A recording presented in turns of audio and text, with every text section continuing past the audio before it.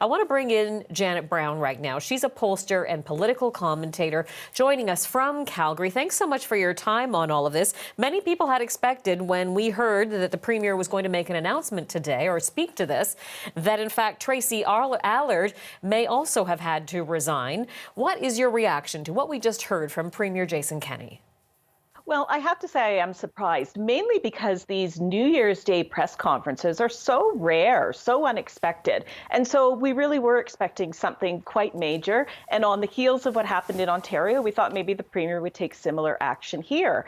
Now, on the other hand, Jason Kenney's ministers have found themselves in trouble before. He's had controversies around senior staff. There has been outcries for, him to dismiss either ministers or senior staffs. And one thing about Jason Kenney is he's never bowed to that pressure. I think he takes the approach that it's better just to ride out these storms, and that if you ask for the resignation of one person, it may become a slippery slope, and you'll have to accept, other resignations. And so on the one hand, I'm surprised this did seem to be sort of leading up to a request for a resignation. On the other hand, this is part of Jason Kenney's strategy of just sort of holding the line, digging his heels in, and refusing to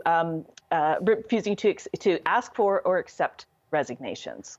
It sounds also as though perhaps there may be so many people caught up in all of this that maybe he didn't want to go down a slippery slope. He says other MLAs have in fact traveled. He says he doesn't keep track of political staffers who may have also traveled and may be away right now.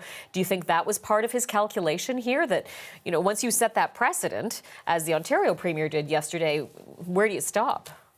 Well, that could be very well part of the strategy that, once they sort of did a roll call and figured out where everybody was and wasn't during the holidays, if it turned out that she was just the exception to the rule, maybe a different decision would have been made. But, the Premier's already talked about some senior staff members and others. And part of his calculation absolutely may have been that if he had asked for Minister Allard's resignation, he might have had to ask for many more resignations.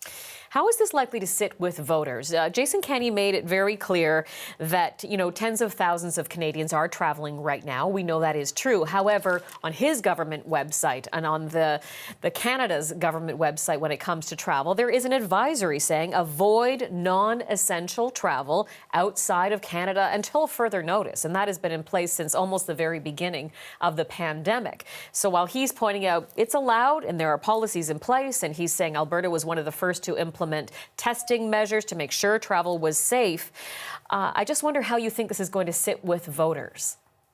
Well, he talked about the tens of thousands of Canadians and Albertans are traveling, but he didn't talk about the millions of Canadians and Albertans that are not traveling. And, he also sort of made it seem like there was some ambiguity here and that he took responsibility for the ambiguity. And for sure, Alberta didn't have lockdown measures that were as strict as other parts of Canada initially. But in the days leading up to Christmas, things really did get locked down here in Alberta. Restaurants can only offer takeout now. Bars are closed. Hairdressers, manicurists, massage therapists, things are really locked down here. The Premier made it very clear that people should not be celebrating the holidays with people who are not part of their immediate household. There was definitely a focus on much stricter rules going into Christmas, and tens of thousands of people chose to travel, but millions of people didn't see any ambiguity in those rules or in those advisories. Maybe they weren't hard and fast rules, but they took the advisory from government seriously to stay put. And those people won't be happy that a different standard applies to them than applies to these ministers. It's funny, governments can survive scandals that involve billions of dollars, but sometimes it's these smaller scandals that stick with people for a much longer period of time. It's the $16 orange juice thing. If I can draw a direct parallel between a minister's life and my life, and I think there's an unfair parallel, that can be very damaging to government. You're referring to the famous federal MP Bev Oda's orange juice tab when she was traveling.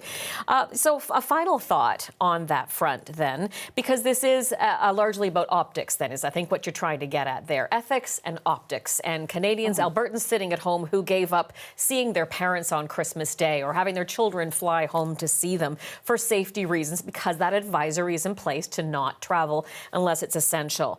So how is Jason Kenney going to have to wear this going forward? And what about Tracy Allard, the MLA in question here? What do they need to do now to regain any public trust that may have been shattered here?